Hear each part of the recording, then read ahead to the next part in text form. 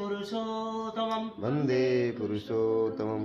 आज हम पाठ करेंगे श्री श्री ठाकुर अनुकूल चंद्र जी का जीवन और दर्शन किताब के कियदन से।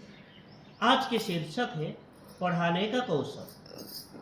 श्री श्री ठाकुर पढ़ाने के तरीका के संबंध में चर्चा के दौरान बोले कि छात्रों को समझ नहीं पाना शिक्षकों की खामियां हैं। शिक्षकों का ये जानना होगा कि कैसे छात्रों को समझाया जाए।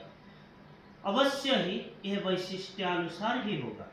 कोई कमजोर बुद्धि का, कोई साधारण बुद्धि वाला, तो कोई तेज बुद्धि वाला होता है।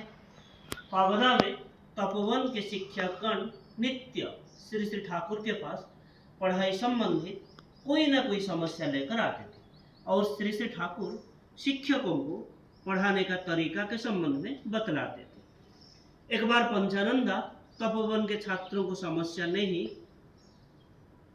समझा नहीं पाने का कारण क्रोधित होकर श्री श्री ठाकुर के पास चले आए। उनको अपने इतने वर्षों को पढ़ाई के तजुर्बा व्यर्थ अनुभव हो रहा था। श्री श्री ठाकुर के पास आकर अपनी समस्या की चर्चा करने लगे। उनकी धारणा थी कि इन छात्रों द्वारा पढ़ाई लिखाई संभव नहीं है।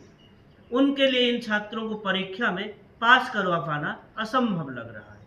पंचानंदा लगातार समस्या की बातें बोलते जा रहे थे। श्री श्री ठाकुर अपने बिछावन पर लेटे हुए अवस्था में सुन रहे थे। अचानक चित्कार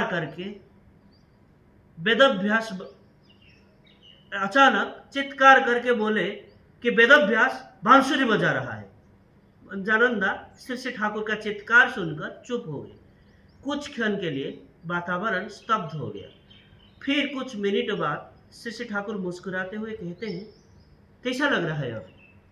पंचानंदा बोले कि आपकी चित्कार सुनकर तो मन दूसरी तरफ चला गया। अब मेरे मन के अंदर कुछ देर पहले जैसी यंत्रणा नहीं है। श्री ठाकुर ने कहा कि वैसे ही छात्रों को पढ़ाने के समय करना चाहिए। यदि कोई समझ नहीं पा रहा है तो उसके मन को पूर्ण रूप से डाइवर्ट कर दे। फिर विशेष कौशल के साथ पुनः ये विषय पढ़ाना शुरू कर दीजिए। मन से पहले वाली बातें पूरी तरह से मिट नहीं देने पर दूसरी बातें ग्रहण नहीं कर पाता है। मन को पहले पूरी तरह से खाली कर देनी चाहिए, उसके बाद इस विषय पर चर्चा शुरू करनी चाहिए। आज के लिए इतना ही। वंदे पुरुषोत्तमम्। वंदे पुरुषोत्तमम्। जय।